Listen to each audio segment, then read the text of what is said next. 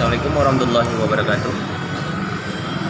Selamat pagi untuk rekan-rekan semuanya.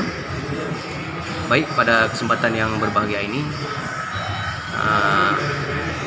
saya minta waktu sejenak aja ya, ingin berdiskusi mengenai kegiatan Aceh Pucur selama ini. Dan selama ini kan Aceh Pucur sudah dikenal di kalangan masyarakat.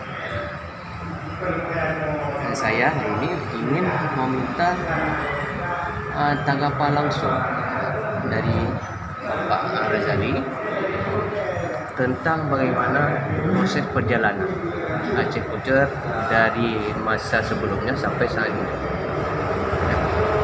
Terima kasih. Assalamualaikum warahmatullahi wabarakatuh. Alhamdulillah, Aceh Pucur dari kita dirikan dari sejak tahun 2009 sampai sekarang selalu aktif.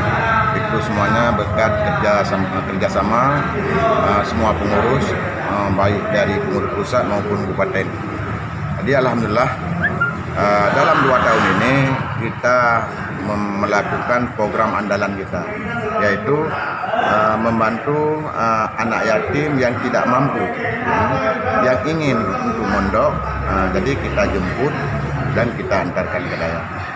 Itu dana yang untuk anak yatim tersebut itu berkat swadaya dari para dermawan dari Malaysia ataupun yang ada yang juga dari Aceh sendiri dan juga di Jakarta. Jadi alhamdulillah tiap bulan tepatnya tanggal 1 karena udah masuk dari semua kalangan, kita melunasi apa saja yang kebutuhan yang sudah kita kasbon di daerah, kita lunasi semua. Dan juga perlu saya tanggapi sedikit terkait dengan masalah panti. Kalau panti kan besar dekat-dekatnya, kebanyakan orang bilang itu gratis, tidak dipungut biaya. Benar, itu nggak salah.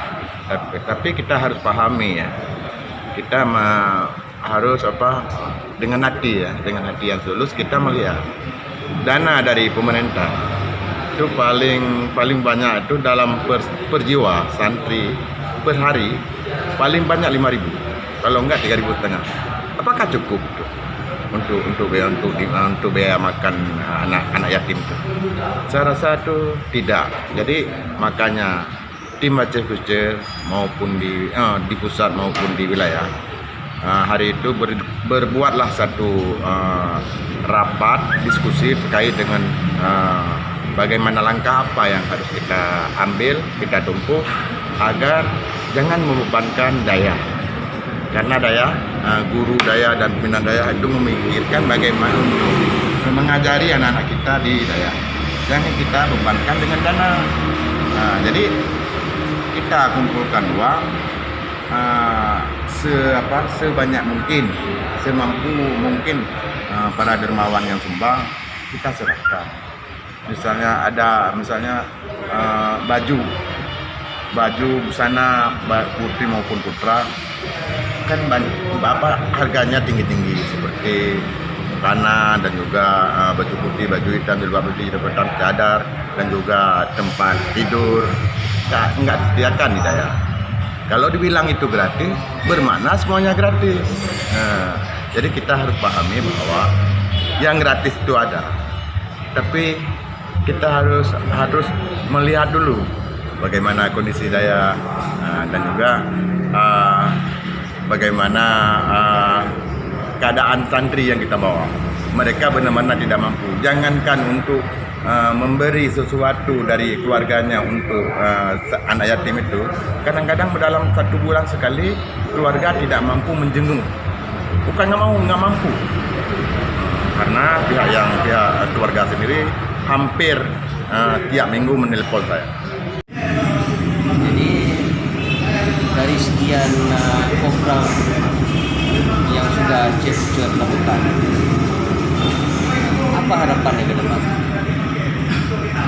Ya, harapan kita yang pertama anak-anak yatim yang sudah kita bina di daerah agar mereka menjadi generasi penerus yang benar-benar mempunyai SDM yang luar biasa, karena satu saat mereka jadi pemimpin, jadi membawalah syariat Islam ke depankan syariat Islam. Itu yang pertama. Yang kedua, saya perlu sampaikan lagi yang bahwa kita hampir 5.000 santri sudah kita bantu, kita pun di seluruh Aceh sampai ke Manado. Jadi itu pun tidak terkait dengan tidak ada program tidak dibantu oleh pemerintah, tapi dana itu ada ya. Jadi itu semuanya, ada yang mali, ada yang sampai kita menjarimi yang kita bantu. Tapi semuanya luar biasa. Ada yang menerima, di sana menerima kita dengan air mata karena sangat mereka tidak mampu kita semua hari.